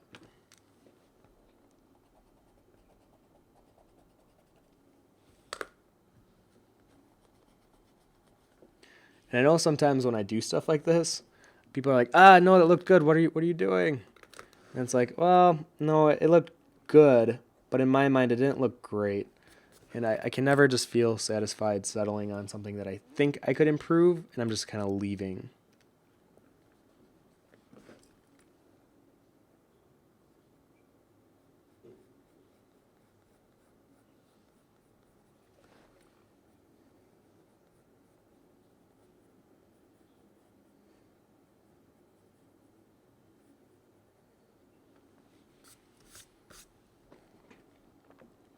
That feels a little better, almost.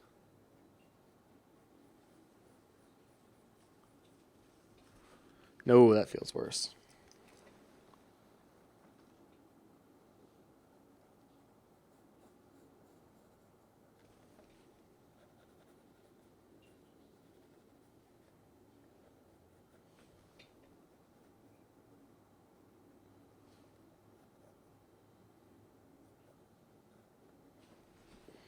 Oh, you know what? I think it's because this should be lower too. Like I said, I don't know if I talked about this yet, but I'm very comfortable with the idea of being more exploratory within my drawings and not feeling like there's only one set way of doing it. I definitely felt that way for a while, but now I'm like, you know what? If I go back and I edit some things, or if I have some areas that I need to attend to or try something new in, I'm going to do it. I learned so much from being more exploratory with my drawings than having a set structure. And I feel like I grew the most when I wasn't following a set structure, where I was allowing myself to be more free and fluid. I think that's where I did a painting last night. I think that's where that came from. I'm going to carry that mindset over into today's drawing.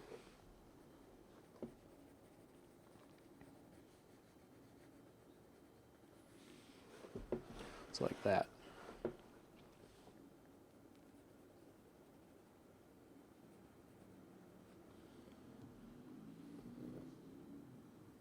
The shovel definitely looks more like an axe. I think the angle that I chose for it maybe was a little tough to decipher, but hopefully I can make that look nice in the end. I think I will be able to.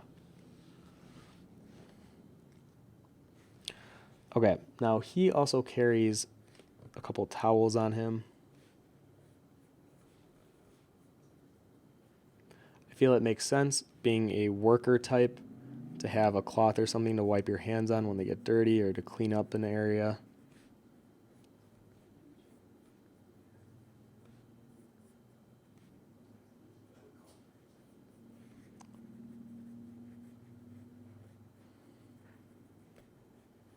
Something like that.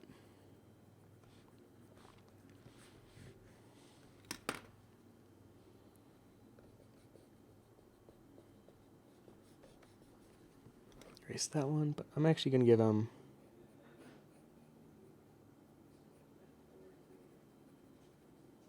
a small pouch there.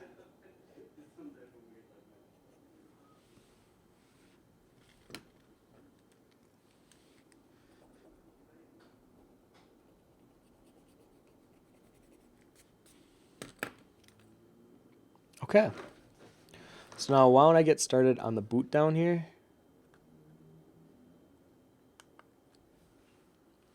Let me see if you guys can see it all right. Let me readjust this here.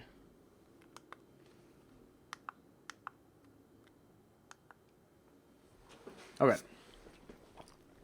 The boot. Let me see what questions you guys got too. Miss Chibi Artist says starts counting the number of belts on my characters. Yep. Yeah, you got to have at least 3 for it to be a fantasy character.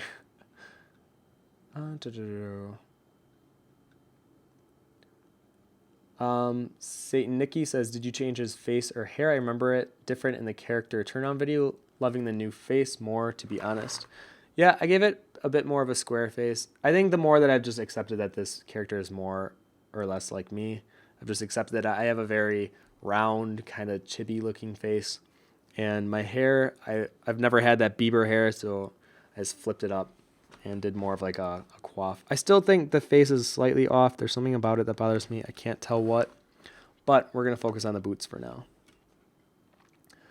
Digital says, I think that pocket with the lock is filled with his coin collection from all over the world. Being from modest beginnings, he never had much opportunity to see the world, but by collecting these pieces all over the globe, he can feel as if he's been to a million cool places. Oh, I really like that, Digital. I'm going to copy that comment. I really like that. Miss Chibiard says, is there something secret in his fancy bag? Yeah, I think so. What that is, I'm not 100% sure yet. I really like Tigel's explanation of it. I actually really like that. Yushin7 says, ask Sean. Sean! Oh, you know what? I think he just left, actually. Yeah, when he gets back, I'll ask him. He'll remember what mine was.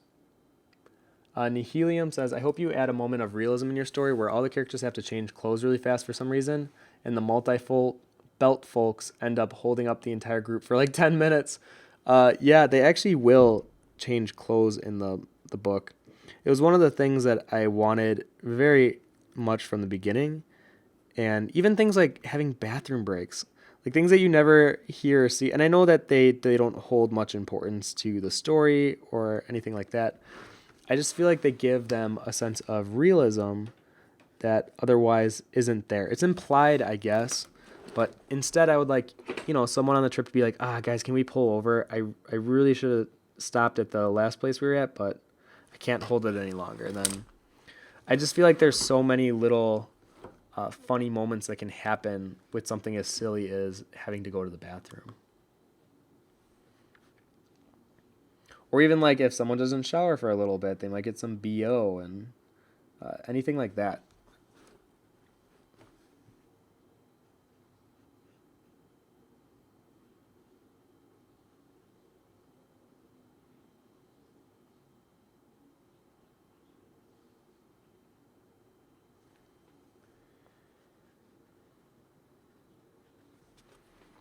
So he has more of these worker bottom boots. They have those ridges.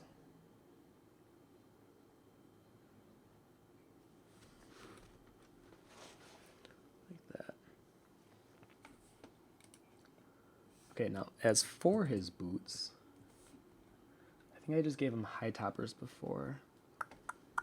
Yeah, it looks that way. Okay, I think I'm going to do that again.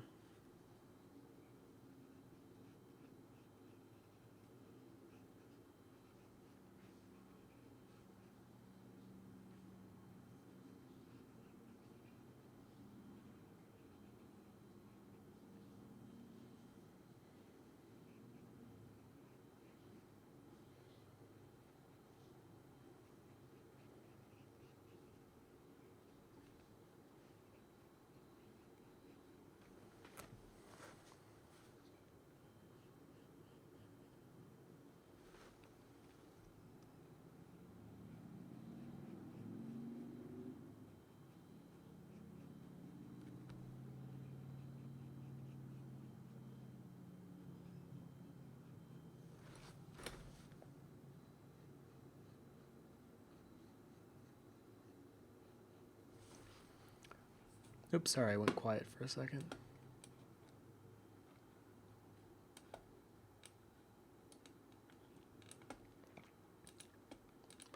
Also, interesting ring you've got there. It's kind of like a finger belt. For him, a finger belt. Oh, that? Yeah, that's kind of funny. Miss Chibiar says, how long does it take him to get dressed every morning with all those belts? I'm assuming a lot of them just, like even the pants that I'm wearing now, the belts are attached to the pants. So I'm assuming a lot of these belts are attached to the pants, and then you can just like adjust the tightness on them. So I kind of figured that's what his would be too. Angie Valda says those pants are cool. Thank you. It took me a while to make. A very hot outfit. Yeah, it's literally hot in here, and these pants are not helping. Happy Giraffe says, you are awaited shiny and chrome to the gates of Valhalla. I actually bought the gray or the silver food coloring spray, and I had that around Halloween. And I even did the chest scarring as well with clay, and I sculpted and casted it. I really liked Fury Road. That was one of my favorite movies. Darcy Babb says, now I really want to know what your opinion on Fury Road is. Near perfect. I would give Fury Road a perfect score. For what it is and for what it tried to accomplish, I think it hit all marks, and I think it was impressive on many levels, and I think it set the trend for practical effects back in motion. So I think Mad Max stands its place in history, or in film history, as being very influential. Just Call Me Clarissa says, how do you manage to stay focused on one drawing for so long? When I have been drawing for about an hour, I start getting distracted by basically everything. I guess by just enjoying what you're working on. Yeah, that would be my best piece of advice. And just make sure that maybe you have music or something in the background. Keep your mind occupied while you're drawing. Gypsy Hummingbird says, this is why he's not in the fridge, always leaving when we have important questions to ask. I'm going to save that comment too. I'm sure he'll appreciate it. Christy McVie says, you mentioned before that being an artist was more mentally exhausting, so how does one not go insane while being an artist? I've been feeling the mentally exhausting part lately. LOL. Yeah, I honestly feel like doing art is always going to be mentally exhausting, and I unfortunately feel like there's no escaping it, but rather embracing the fact that every now and then it is going to get kind of boring, and it's going to get tedious, and it's going to feel hard. But rather than let it kind of defeat you, understand that the payoff has been so worth it in the end. So every time I feel like, the detailing on this I know is going to take a long time, I always just remember that the payoff in the end is so great, and the feeling that you get of being able to say you accomplished this big feat with whatever it is you're trying to tackle. That feeling is indescribable and irreplaceable. So doing art, I think, is one of those things where you get it if you're an artist, but if you don't, you probably don't understand why it feels so good to have a piece be completely finished and to look at it. And not only just to see the finished piece, but to see the amount of time and effort and energy that you put into it. I think that's why it's always been worth it for me. And you just got to remind yourself that every now and then. Because that's what helps me. I know sometimes when you're in that place where you're mentally kind of distraught with what you're working on, it's hard to pull yourself out. Thankfully, I have my art friends that really help, especially my roommates. There's 6 of us living in this house, and especially like Key usually sits next to me. She's away this week, but she usually will kind of slap me back into reality and be like, "No, keep going. What are you doing? Stop talking like that. Like, put your head down and keep working." Like just that kind of that almost like it's like you need someone to just push you to that edge of stop complaining about it and just do it. Let me really catch up with the comments. I feel like I'm behind. Just Call Me Clarissa says, I do love drawing. I listen to music or streams too, but it's still difficult to stay focused. Sad robot face. It might come down to you might not actually be enjoying what you're drawing. And in that case, I feel like there's another problem right there is maybe start drawing something new or start finding what you enjoy drawing and draw that instead. Because otherwise, I feel like you're forcing yourself to draw something that it sounds like you don't necessarily like even drawing. I don't know if that's true, but it's tough. And they say that once you get going, it takes about 15 minutes for you to get into a zone. So if you can kind of break that 15-minute zone time barrier, then you should be all right. It's getting to that 15 minutes that is initially tough. So what I do is I try to just play a playlist or do something where I won't have to change it. Or even sometimes with music selection, if there's an unknown playlist that you're playing and a song comes up that you really don't like, you have to break your thinking of what you're doing and then change the song or go to YouTube, whatever it might be, and change it. And that's a distraction. You need to be able to get yourself in a zone where you minimize as many distractions as you can and then get going in your drawing. Because otherwise, I feel like you're going to be constantly thinking about the music more so than getting into a place where you're drawing. Like right now, I'm kind of drawing without thinking. I'm talking, but I'm thinking about what I'm talking about. And this is a state of mind where I'm not thinking about what the technicality of what I'm doing is. So I liked getting to this point. And every now and then I need to like break out of it and really look at it and be like, okay, what did I actually just do for the last half hour?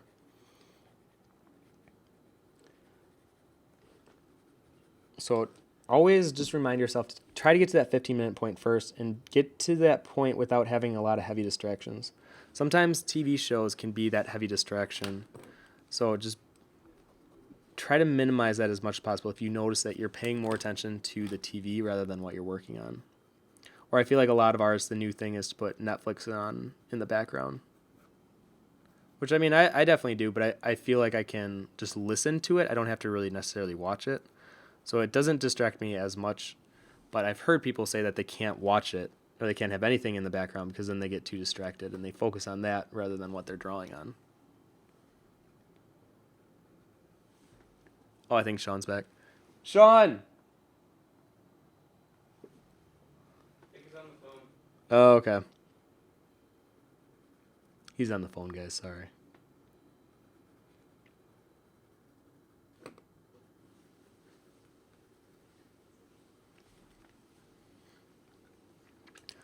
Faithful says, I actually have to watch TV to keep me focused.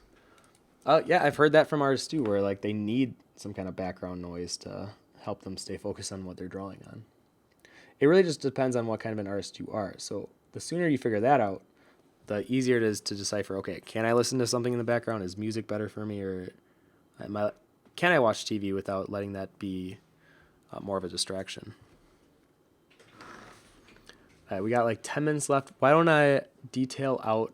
Oh, that's right. Why don't I detail out the boots? And then...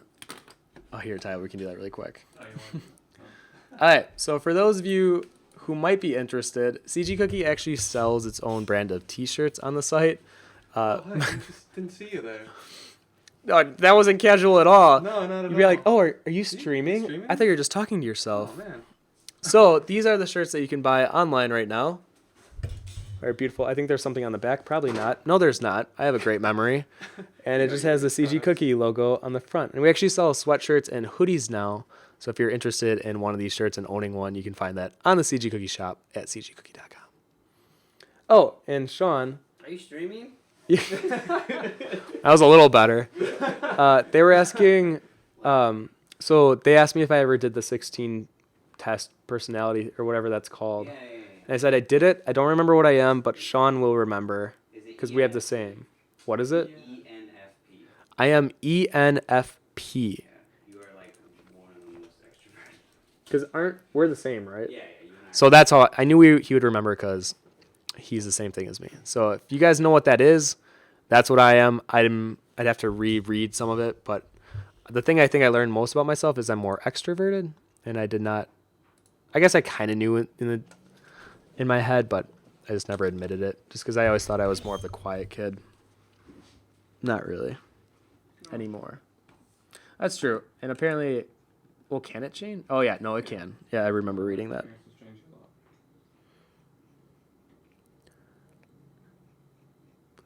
All right, so let's lace this guy up. And then we'll call this one done.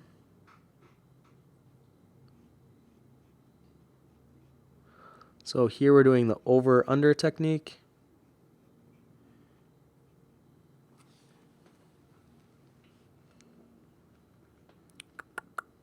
Actually, yeah, we'll carry it over one more time.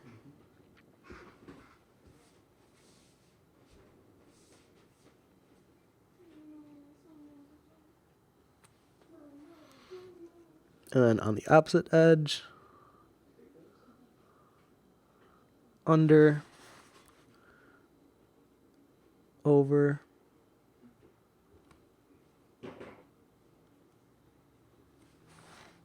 And usually there's just a lot of oh my gosh, I can't talk straight today. A lot of erasing that you'd have to do afterwards just to make sure that the laces feel correct in the way that you laced them up.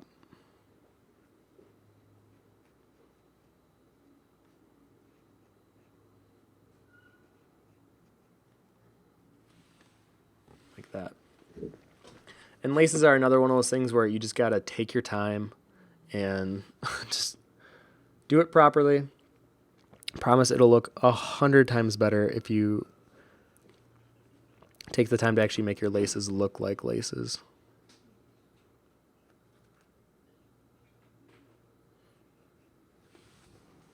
And at the very top, we're going to do a tie.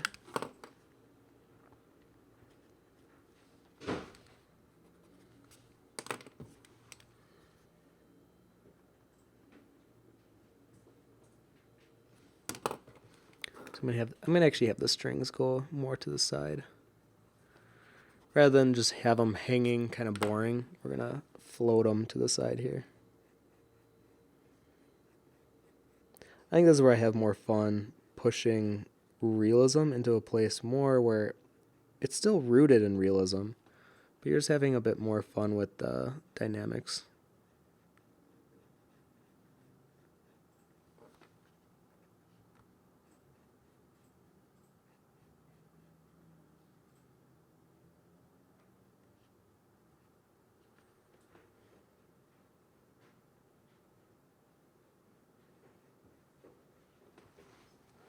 Like that.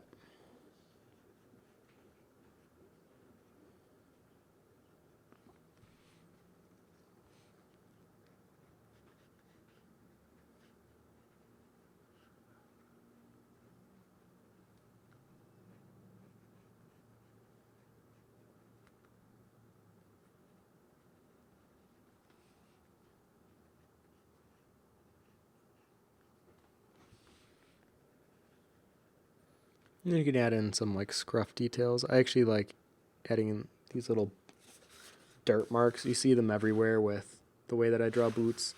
Just give it the impression that he's actually walking on places, especially that might be muddy or dirty. I think having perfect looking shoes is kind of ridiculous. Because if you want to make them look like they're wearing these articles of clothing, and if they don't have any distress on them, it just looks very bizarre to me. Like, oh, they must have just bought those shoes and put them on for this character study for the first time.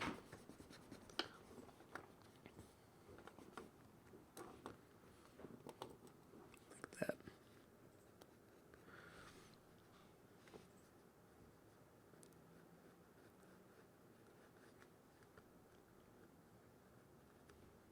And for the back, I usually have been doing more of a technique where I leave it more blank. Aesthetically, I like the look of that. Gives more contrast to the front one.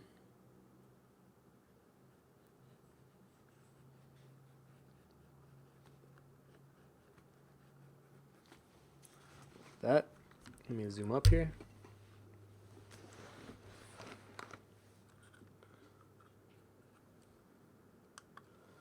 So you can see the character that we created here. I have this weird patch of sun on me. So this one obviously has a little bit more of that delicate, or intricate, I should say, center area. And then the rest of them is rather plain. And it's really the centerpiece, no pun intended, that kind of holds it all together. And kind of creates more of an illusion of more of a fantasy-based character. I feel like anyone that looks at this for the first time can place him in a fantasy setting, even if they don't know what he is necessarily from. And I think that was partially the goal of this character design in general. So hopefully we succeeded with that. There's definitely areas that I'm not super crazy about. Like the hand, I'll probably have to fix a bit. The head, and then I think just thinning him out a little bit on the waist. I think it's just right here that's a big problem for me. But in general, I feel pretty good about this one. And I am glad that you guys were able to see at least doing the belt area, because that was the most important. Kind of like last week, I would say Christina, the hair was the most important. This week, it was definitely with the belts. So I'll do one more close-up on that so you guys can see. And let's see if there's any more questions here. Gypsy says, woo, Sean pulled through. Does he get to be on the fridge now, or at least stand next to it? No. Gosh, no. He has to definitely do something more than that. Joe Pasor says, shameless advertising. Yeah. Yeah. And then I think I'm all caught up. Okay. So I think that's where I'm going to actually cut off the stream now, just because I haven't eaten much today and we got to go to Subway. And I will definitely be finishing this up later tonight, and I'll be posting it, like I said, on my Instagram on VonArt. And yeah, I hope you guys enjoyed these traditional streams the past few weeks. Starting next week, though, we're going to go back to the digital streams, and I will be starting with that bioluminescent suggestion and request, and then we will go from there. And one more reminder, if you are going to enter in the Lemon Made contest, you have till tomorrow at 6 p.m. Central Time. So try not to be a last-minute entry. I've had a few before that thought the time zone was different, and they submitted like 2 hours late, and we could not accept it. And it's kind of heartbreaking, but it's only to be fair to everyone that's involved in submitting. So please, please, please, if you're submitting, get it on time. And if you are not submitting, but you want to at least see the entries and vote for your favorite, you can do so below, but make sure you get in your votes by tomorrow, by 6. So, okay. Thank you guys for coming to this live stream. Once again, we do this every Wednesday at 2 p.m. Central Time, -6 GMT. And yeah, I look forward to talking with you guys next week. And it will actually be hopefully a nice transition to go back to digital, because I'm actually kind of missing doing it on the stream a bit. All right. That's all I got for you guys today. Thanks again. And thank you again, Maria and Kevin, for the gifts that you gave me over the weekend. That was awesome. And I'll talk to you guys later. Okay. Bye. Bye, bye, bye, bye.